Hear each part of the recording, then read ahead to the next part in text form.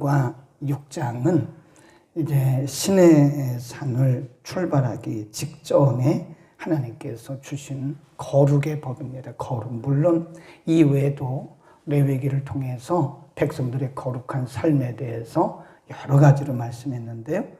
특별히 대표적인 몇 가지만 5장과 6장에서 기록을 했죠.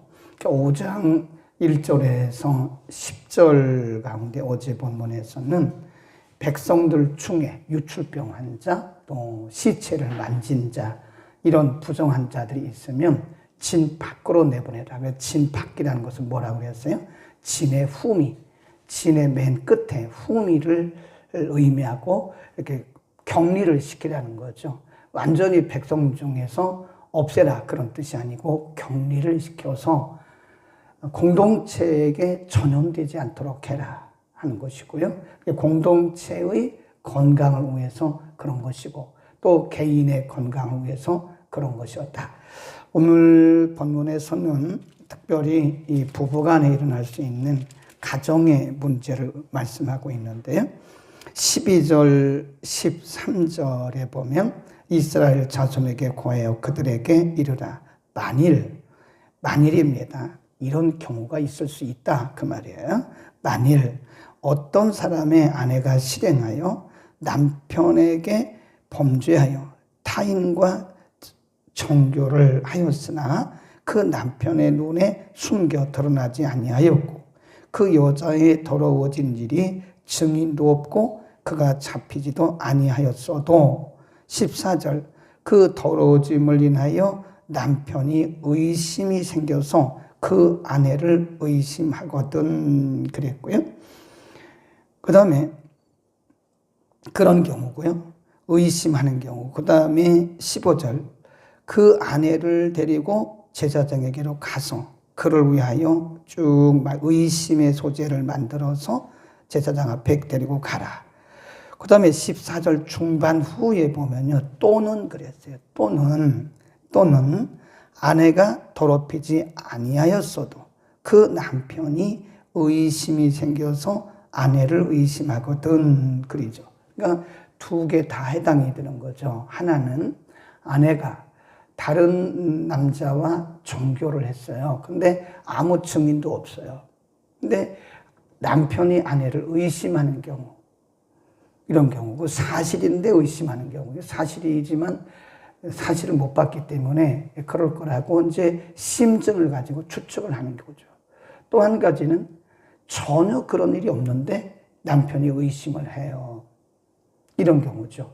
그러니까 사실인데 심증을 가지고 의심하는 경우, 사실이 아닌데 추측해서 의심하는 경우, 이런 경우 다 해당이 된다. 의심의 소재를 가지고 간다. 17절 토기에 거룩한 물을 담고 성막 바닥에 티끌을 취하여 물에 넣습니다. 그리고 18절 시작 여인을 여호와 앞에 세우고 그 머리를 풀게 하고 생각하는 소재물 곧 의심의 소재물을 그 두 손에 두고 제사장은 저주가 되게 하는 쓴물을 자기 손에 들고 여인에게 맹세를 시켜요. 그러니까 의심의 소재를 여인의 두 손에 들게 하고 제사장이 쓴 물, 아까 톡에 놓은 쓴 물 있잖아요. 그거를 제사장이 들어요. 그리고 여인 앞에서 이렇게 맹세케 합니다. 어떤 맹세를 하느냐. 19절 여인에게 맹세시켜 그에게 이르기를 내가 내 남편을 두고 실행하여 사람과 동침하여 더럽힌 일이 없으면 저주가 되게 하는 이 쓴물이 해독을 면할 것이다. 그러나 내가 내 남편을 두고 실행하여 더럽혀서 내 남편 아닌 사람과 동침하였으면 21 시작 제사장이 그 여인으로 저주의 맹세를 하게 하고 그 여인에게 말할지니라 여호와께서 내 넓적다리를 떨어지고 내 배로 부어서 너로 내 백성 중에 저주거리 맹세거리가 되게 하실 것이다. 이렇게 말한 다음에 여인이 아멘 아멘 하라. 그러니까 이건 이제 지금 제사장 앞에서 여인이 맹세를 하는 거예요. 지금 너는 내 남편에게 이런 부정한 일을 해서 내 남편이 너를 의심하고 있다. 그러니 지금 이것이 사실인지 아닌지는 하나님이 판단하실 것이다. 그래서 그 여인의 두 손에 의심의 소재물을 들게 하고, 그리고 제사장이 물을 만들어요. 토기에다가 성물을, 거룩한 물을 넣고 성소 바닥에서 티끌을 넣어요. 이게 저주케 한 물입니다. 그리고 무슨 말을 하냐면, 만일 내가 아무런 일이 없으면 너는 아무런 일이 없을 거야.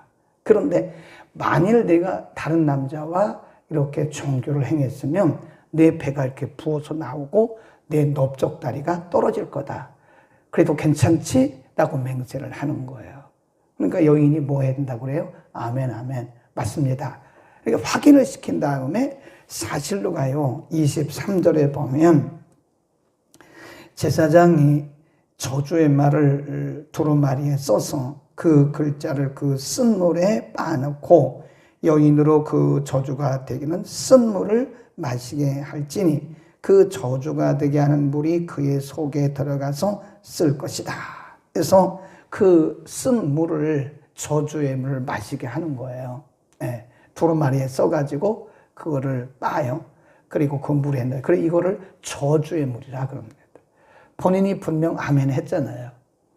내가 아무런 일이 없으면 너에게는 아무런 일이 없고 아이를 잉태할 수 있다. 그러나 만일 내가 그것이 사실이라면 내 배가 붓고 넓적다리가 떨어질, 괜찮지? 괜찮습니다. 하고 그 물을 마시는 거예요. 그리고 사실 일이 쭉 내려갑니다. 이런 일을 왜 하느냐? 29절입니다. 시작. 이는 의심의 법이니 아내가 그 남편을 두고 실행하여 더럽힌 때나 또는 그 남편이 의심이 생겨서 그 아내를 의심할 때에 그 여인을 여호와 앞에 두고 제사장이 법대로 행할 것이니라. 남편은 무죄할 것이요 여인은 죄가 있으면 뭐 한다고? 당한다. 그러니까 아무런 일이 없는데 의심하는 경우, 사실인데 심증을 가지고 의심하는 경우, 이게 두 가지 다 이건 의심하는 일이기 때문에 이런 의식을 행해야 된다 하는 거죠. 그러면 하나님은 지금 할 일도 많고 지금 이스라엘 백성들이 다 진을 치고 다 준비를 하고 이제 신의 산을 떠날 준비를 하고 있는 이 상황 속에서 이런 말씀을 하셨냐? 할 말도 많고 할 일도 많은데 그 이유는 가정의 질서를 위해서 그런 거예요. 가정의 정결함을 위해서 그런 겁니다. 예를 들어서 지금 이스라엘 백성들이 진을 다 갖추고 가운데 성막을 두고 이제 시내 산을 출발해서 가잖아요. 모압 땅까지 얼마 걸렸다고 그랬어요? 38년 걸렸어요. 긴 시간을 가는데 가는 도간에, 그 가는 어간에 노중에서 예를 들어서 이런 문제로 아무런 기준이 없는 거예요. 아무런 기준 없이 남편이 아내를 의심하고 아내가 남편을 의심하고 이래서 가정이 이게 흔들리게 되면, 가정이 흔들리면 사실 공동체가 흔들리게 되어 있는 거예요. 그러니까 아예 미리 이런 일이 있을 가능성을 하나님이 아시기 때문에 모세에게 이런 법을 알려주신 거예요. 그래서 혹시 이런 일이 생기면, 광야를 지나는 어간에 혹시 이런 일이 생기면 이런 기준을 가지고 정확하게 판단해서 사실이냐 아니냐를 정확하게 판단해서 의심하거나 서로 이 마음속에 뭐 한다 그러죠?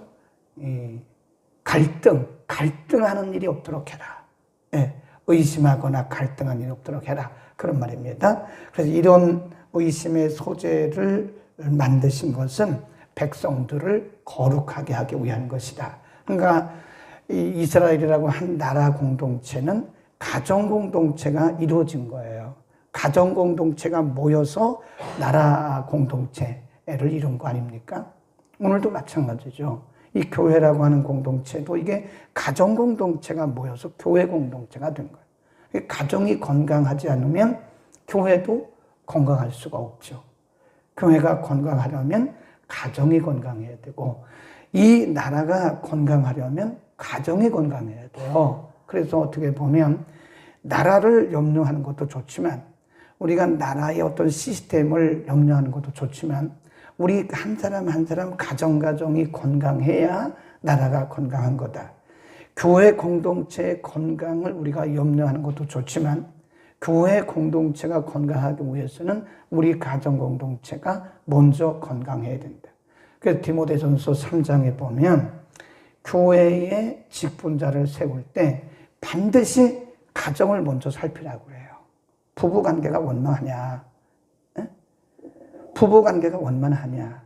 그리고 아버지로서 자녀들을 잘 양육하고 있느냐? 부모로서 자녀들을 잘 양육하고 있느냐? 이런 말씀을 해요. 좀 무서운 말씀을 하는데 가정으로서 가정을 다스리지 못하는 자가 어떻게 하나님의 교회를 섬길 수 있느냐? 좀 무서운 말씀을 해요. 그러니까 그만큼 이 가정이라는 것이 중요하다. 가정의 건강을 지키는 것이 매우 중요합니다. 오늘날 우리 사회를 보면 가정들이 많이 붕괴됐어요. 붕괴됐다. 붕괴됐단 말은 무너졌어요. 가정이 무너졌어요. 이 젊은 세대들은 이 가정을 그렇게 소중하게 여기지를 않습니다. 이 부부관계를 그렇게 소중하게 여기지를 않아요. 하나님이 맺어주신 관계라고 우리는 믿고 살잖아요. 또 그렇게 살아야 돼요. 근데 요즘 아이들은 그렇게 생각하지 않습니다. 그냥 자기들과 안 맞으면 언제든지 떠나는 그런 시대에 우리 살고 있습니다. 세계 이혼율이 우리나라가 1위입니다. 자살률 1위, 이혼율 1위. 하여튼 어째서 우리나라는 전 세계 1위 되는 게 이렇게 많은지 몰라요. 네, 이혼율도 1위, 자살률도 1위 그렇습니다. 잘 사는 게 경제적으로 부강한 것이 중요한 것이 아니라 건전하지가 않아요. 건강하지가 않다고요. 나라가 건강하기 위해서는 공동체가 건강하기 위해서는 가정 공동체가 먼저 건강해야 된다. 그러니까 교회도 사실은 교회가 건강하기 위해서는요. 우리들 한 사람 한 사람의 가정이 건강해야 됩니다. 그래서 가정에 대한 신경을 좀 많이 써야 되고요. 이 가정에 대한 말씀도 우리가 많이 말을 해야 됩니다. 많이 가르쳐야 돼요. 믿음만 가지면 왜 이런 의심의 소재라든지 저주의 쓴물을 마시게 해서 이렇게 분명히 증거가 드러나게 하는 이런 규례를 세우셨느냐? 그것은 신의 관계를 의미하는 거예요. 신의, 믿음. 예, 서로 믿는 관계가 되어야 된다는 거죠. 예, 부부 간에도 서로 이렇게 신의 관계. 서로 간에 의심하면 안 되잖아요. 서로 간에 의심하면 이게 건강한 부부 관계가 이루어질 수 없잖아요. 그러니까 서로 믿는 관계, 신의를 매우 중요하죠. 그러니까 우리 자신과의 신의, 우리 자신이 많은 결단을 하고 많은 약속을 하잖아요. 하나님과도 하고 다른 사람과도 약속을 하잖아요. 그러니까 나와의 약속이에요. 나와의 약속. 물론 하나님과의 약속이고 나와의 약속인데 제일 먼저는 나와의 약속이에요. 근데 우리가 그런 말을 해놓고 그것을 어긴다면 제일 먼저 나와 우리는 신의 관계가 깨어진 거예요. 그게. 그 다음에 인간관계죠. 인간관계는 신의가 매우 중요합니다. 믿는 거예요. 믿어야 되는 거예요. 못 믿으면 인간관계는 건강하게 진행될 수가 없는 거죠. 아, 저 사람은 말은 저렇게 하는데 다 거짓말이야. 어떻게 인간이 살아갈 수 있습니까? 그렇잖아요. 아, 저 사람은 말은 저렇게 해도 사실은 그렇지 않아. 그러면 건강한 정상적인 인간관계가 이루어질 수가 없는 거죠. 부부간에도 마찬가지죠. 부부간에도 서로가 믿지 못한다면 정말 건강한 인간관계는, 부부관계는, 가정은 이루어질 수가 없는 것이다 하는 거고요. 하나님과의 관계도 마찬가지죠. 하나님과의 관계도 우리가 신의 믿음의 중심을 지키지 못하면 그것은 어떻게 보면 외식이죠. 외식. 하나님 제가 이렇게 하겠습니다. 물론 인간이 어떻게 하나님 앞에 약속해놓고 100% 지키는 사람이 어디 있겠습니까? 그러나 우리가 하나님 앞에 약속한 것에 대해서 최선을 다해서 지키려고 노력을 하잖아요. 그러니까 남발을 해요. 하나님 제가 이렇게 하겠습니다. 그래 놓고서는 책임을 안 지는 거예요. 그러면 그게 하나님 앞에서 바른 믿음이겠느냐, 이게 외식을 하는 거죠. 외식. 종교인이 될지는 모르지만 우리가 그냥 남발을 해요. 하나님, 제가 올해는요 새벽 예배 한 번도 안 빠지겠습니다. 빠질 수도 있는 거지. 그렇게 약속을 안 하든지 하지 말든지, 약속을 했으면 어쨌든 최선을 다해서 지키려고 노력을 해야죠. 3일 하고는 그냥 유야무야 없어져 버려요. 작심삼일. 하나님, 제가 올해는 정말 열심히 건강을 주시면 열심히 섬기겠습니다. 하나님이 그 기도를 들으시고 건강을 주셔요. 그러니까 한 달, 길어야 한 달이라고요. 한 달 정도 가가지고는 유야무야 시켜버려요. 그러면 하나님과의 관계가 그 신의 관계가 아니라는 거예요. 여러분, 인간은요 자기가 제일 잘 알아요. 자기밖에 몰라요. 아무리 친한 사이도, 부부관계도 우리가 내 자신을 말하기 전까지는 몰라요. 그렇습니다. 그래서 우리가 신의 관계를 지키는 것은 인간의 도리입니다. 나와도 마찬가지, 이웃과의 관계도 마찬가지, 부부간에도 마찬가지, 하나님과의 관계도 마찬가지. 아멘. 그래서 이게 믿을 신자, 이게 믿음을 준다, 신의 관계가 매우 중요한 겁니다. 우리는 신의 관계를 잘 지켜야 됩니다. 제일 먼저 누구라고 그랬어요? 나와의 약속을 지키십시오. 제일 먼저 자신과의 관계를 잘 지켜요. 그 다음에 이웃과의 관계에서 신의를 잘 지키십시오. 의심하게 하는 것도 어쩌면 나의 잘못일 수도 있어요. 의심하게 하는 것도. 부부간에도 신의 관계를 지켜야 됩니다. 교회 안에서 지체들과의 관계도 신의 관계를 지켜야 됩니다. 저 집사님은 틀림없어. 저 권사님은 틀림없어.